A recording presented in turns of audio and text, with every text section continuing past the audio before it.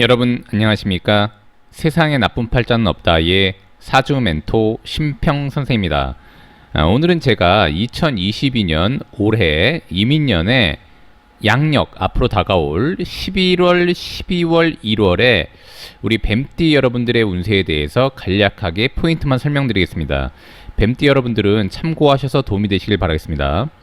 자, 우선 이제 고전에 보면 이 뱀이라는 글자를 한문으로 이렇게 사라고 쓰는데, 기본적으로는 이 사라는 글자를 갖고 있는 것을 좀 좋은 쪽으로 평가를 많이 했습니다. 그 이유가 뭐냐면 이제 아무래도 이제 사라는 것은 오행으로 화가 되는데, 화라는 것은 다른 에너지에 비해서 펼치고 벌리고 이 세상을 충만하게 하려고 하는 에너지를 가지고 있기 때문에 그 에너지의 특성상 기본적으로 좀 좋은 쪽으로 일단 본 것이고요. 그 다음에 제가 이제 여러 번 말씀드렸지만 이 사라는 글자는 우리가 역마에 해당하는 글자인 인신사해 중에 하나가 되기 때문에 다른 사람에 비해서 좀 더 활동적이고 역동적인 에너지를 갖고 있다고 봐서 일반적으로 다른 띠들보다 혹은 다른 글자를 갖고 계신 분들보다는 좀 더 이 사회적으로 약간 좀 성공하고 높은 위치에 올라갈 가능성이 있는 띠라고 일단 얘기를 했고, 이 사라는 것은 또 이제 문이라고 해서 우리 이제 그 학문할 때 문자 있지 않습니까? 그래서 이제 남자가 이것을 가지고 있으면은 총명하고 지혜가 있고, 그 다음에 재주가 있고, 여자가 이 글자를 가지고 있으면 몸가짐이 빼어나다고 그렇게 이제 그 표현해 놓은 글귀가 있습니다. 물론 이제 뱀띠가 다 그런 것은 아니겠지만 다른 띠에 비해서 그럴 확률이 좀 더 높다라고 일단 보시면 됩니다. 자, 그래서 이 뱀띠 같은 경우에는 우리가 보통 이제 다른 띠들에 비해서 약간 총명하고 머리가 좋은 쪽으로 얘기를 많이 하고 있고요. 그 다음에 이렇게 뱀띠가 2022년 이렇게 이민년에 호랑이를 본 것은 고전에도 일단 이 두 개의 조합은 일단 좋게 나와 있는데, 보통 이제 명리학에서는 이렇게 인과 사가 만나면 이제 형이 되기 때문에 무조건 안 좋다 이렇게 표현하시는 분들도 있는데, 형이라고 해서 무조건 안 좋은 것이 아닙니다. 자, 우선 이렇게 뱀이 호랑이를 만나게 되면은 한마디로 이제 물론 이제 다 그런 것은 아니겠지만 기본적으로 일단 문무를 겸비한 어떤 그런 약간 좋은 뜻이 있고요. 그래서 원칙적으로 보면 이제 뱀이라는 글자, 이 사라는 글자는 아까 얘기했던 것처럼 이제 학문을 나타내는 글자하고 재주를 나타내는 글자인데, 이 호랑이인 인자를 보게 되면 권한을 얻게 되는 것이기 때문에, 제가 중요한 것은 뭐냐면 이 뱀띠가 본인이 지식적인 기반이 없는데 권한을 얻을 수는 없는 것이죠. 항상 이제 이 사주팔자는 인과론이라고 해서 반드시 원인이 있어야만 결과가 생기는 그런 구조로 되어 있기 때문에, 뱀띠 여러분들은 이 글자가 나타내고 있는 바를 잘 이행할 때 기본적으로는 권한을 얻게 된다고 일단 볼 수가 있게 되는 것입니다. 근데 중요한 것은 뭐냐면 권한을 얻게 되면 권한을 가지고 다투는 일이 발생하게 되는 것이죠. 그러니까 권한이 아예 없으면, 그러니까 흔한 말로 이제 권력을 갖고 있지 않으면 권력에 대한 문제가 생길 일이 없죠.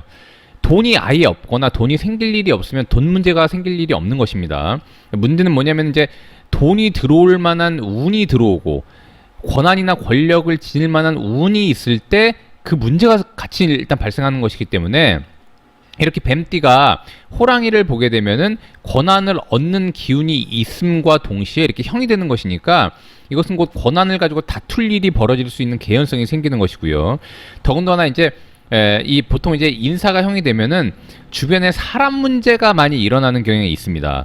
더구나 이렇게 인과 사가 둘 다 역마에 해당하는 글자이기 때문에 상당히 좀 본인의 어떤 활동을 강화하는 와중에 문제가 생길 수가 있고요. 그 다음에 이제 특히나 이제 인사형이 되게 되면, 특히 이제 뱀띠가, 이 뱀띠 여러분들이 월일시에 이렇게 신이라는 글자를 보는 것을 좀 꺼려하도록 되어 있는데, 마침 이렇게 월일시에 이렇게 신이라는 글자가 있는 와중에 이렇게 인연을 만나게 되면 이렇게 인사신이 이렇게 사명을 이루니까 보통 연쇄 반응이 일어나서 약간 좀 더 안 좋은 일이 발생할 확률이 있는데, 다른 띠들에 비해서 이런 구조라면 이제 보통 이제 아주 약하게는 갈등이나 구설이나 시비가 일어날 수 있고, 좀 더 이제 무겁게라면 경찰서에 갈 일, 법원에 갈 일, 뭐 이런 일들도 일단 발생할 수가 있게 되는 것입니다. 그래서 그런 측면은 조금 주의해서 앞으로 남아있는 기간 동안, 특히 이제 양력 11월이 되면 이렇게 해월이 되게 되는데, 만약에 자기의 팔자에 이렇게 신이라는 글자가 있게 되면은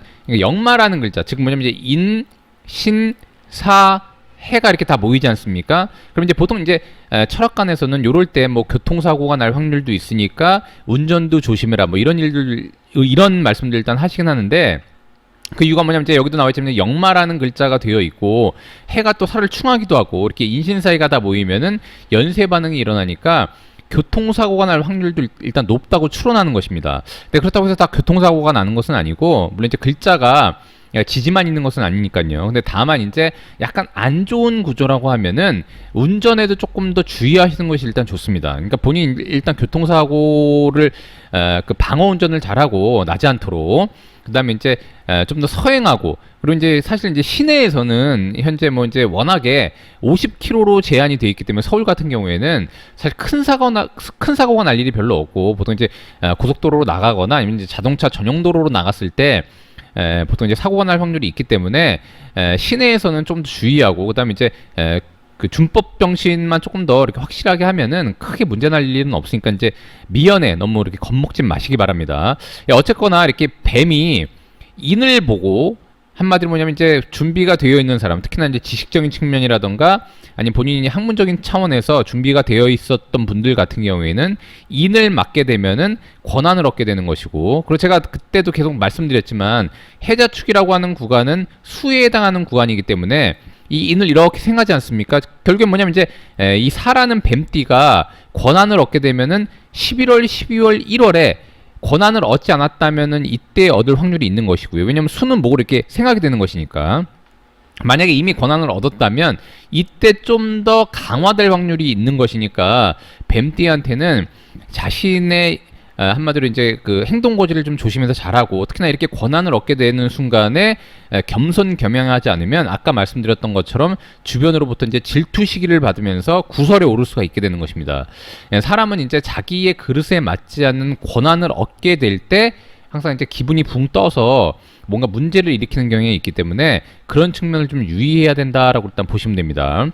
이렇게 이제 제가 여러 번 말씀드렸지만 역마라고 하는 기운은 고전에서 굉장히 좋은 기운에 해당하는 것이고, 왜냐면 이제 본인이 전국을 누빌 수 있는 에너지를 갖고 있다는 것을 의미하기 때문에 특히 이제 뱀띠 여러분들께서 만약에 영업직이라던가 개인 사업을 하시는데 활동적으로 역동적으로 움직이는 일을 하시는 분들 같은 경우에는 특히 인년의 해월에 좀 더 열심히 움직이시면 좋대. 아까 얘기했던 것처럼 그 이제 교통이라던가 이런 것들만 조금 주의하시면 좀 좋을 것 같습니다.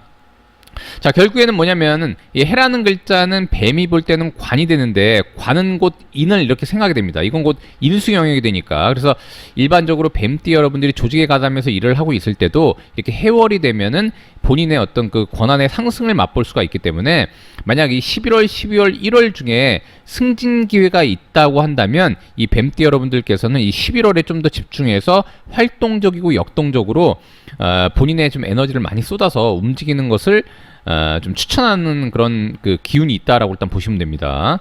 이렇게 12월이 되면 이것은 뭐 자월이 됩니다. 이 자월이라는 것은 여기 보면 이제 유객이라고 되어 있는데, 자, 원칙적으로 이 유객이라고 하는 구간은 이 뱀이라는 글자는 화에 해당하는 글자가 되고, 그 다음에 해자축이라는 글자는 이제 수에 해당하는 방위가 되기 때문에 이 수라는 것은 화를 이렇게 극하게 되고, 즉 얘긴즉슨 뭐냐면 이제 화라는 것은 분산작용을 기본으로 하는데 이 수의 방위는 이 응축작용을 기본으로 하기 때문에 분산작용을 막으려고 하는 그런 일단 성향을 띠게 됩니다. 근데 다행인 것은 뭐냐면 이 인년이라는 글자가 있기 때문에 여기도 나와 있지만 다시 한번 정리하게 되면은 수라는 것은 목을 이렇게 수생목 그다음에 이제 목생화 이렇게 되지 않습니까? 그래서 이제 결국엔 뭐냐면 이제 그 보통 이제 이런 것을 만약 천간이나 이런 그냥 사주팔자, 즉 뭐냐면 이제 자평명리학의 개념으로 보자면 이런 것을 이제 관인상생한다 이런 표현을 쓰게 되는데, 어쨌거나 이 지지라고 하는 것은 명에 해당하기 때문에 제가 그래서 여러 번 말씀드렸지만 뭐 명관, 명제 이런 식으로 말씀드렸지 않습니까? 그래서 이것은 곧 뭐냐면 이제 자신의 환경에 해당하는 구조라고 일단 보시면 됩니다. 그래서 결국 뭐냐면 이제 자신의 환경이 원래는 자신을 이렇게 극해야 되는 것인데 다행히도 인연이기 때문에 이게 이제 수생목, 목생화 이런 식으로 돼서 좀 더 자신한테는 유리한 방향으로 일단 흐를 수 있다는 것을 의미하게 되는데, 기본적으로 유객이라는 것은 11월 역마 때에 역마라는 것은 제가 활동적이고 역동적이라고 제가 말씀드렸기 때문에 그렇게 움직이고 나서는 약간의 쉬어가는 구간이 있지 않습니까? 왜냐면 이제 에너지 소모가 많게 되는 것이니까요.